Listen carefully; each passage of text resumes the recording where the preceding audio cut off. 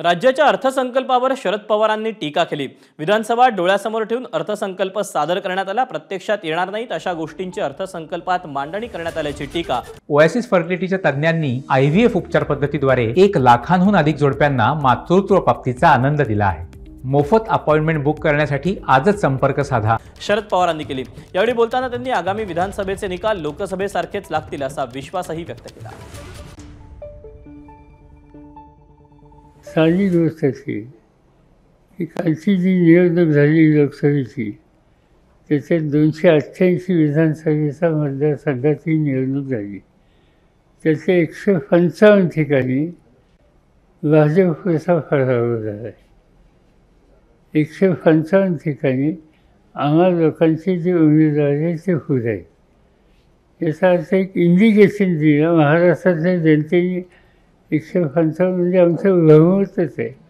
आता ही अशीच स्थिती उद्या विधानसभेला राहिली ती तर सत्ता बदलणारच आहे आणि त्याला अनुकूल अशी संधी असं आमचं मत आहे।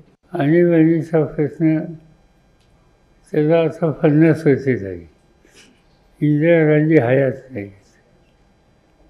आणि त्याच्यानंतर तुम्हाला जर आठवत असेल की आणीबाणीच्या नंतर इंदिरा गांधींनी देशाच्या समोर दिलगिरी व्यक्त केली होती आणि त्यामुळे आता तो प्रश्न 50 वर्षापूर्वीचा करायचं काय कारण होतं एक, आणि दुसरी गोष्ट अशी की स्पीकर त्यांची जबाबदारी का राजकीय प्रश्न असं भाष्य करण्याची, आणि तिथंच नाही इव्हन राष्ट्रपतींच्या भाषणात सुद्धा त्याचा उदयचा उल्लेख होता, तोही करण्याची आवश्यकता नव्हती।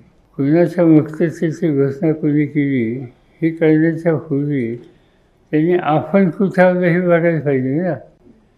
त्यांच्या संख्या किती होती गेल्या लोकसभेत आणि आत्ता किती झाली, किती कमी झाली याची नोंद घेतली तर कुणाच्या मुक्ततेच्या संबंधीची भूमिका मांडण्याचा त्यांचा अधिकार नाही, त्यांचं बहुमत नाही।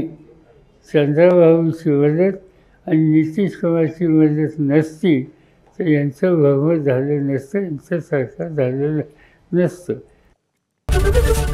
ABP माझा, उघडा डोळे बघा नीट।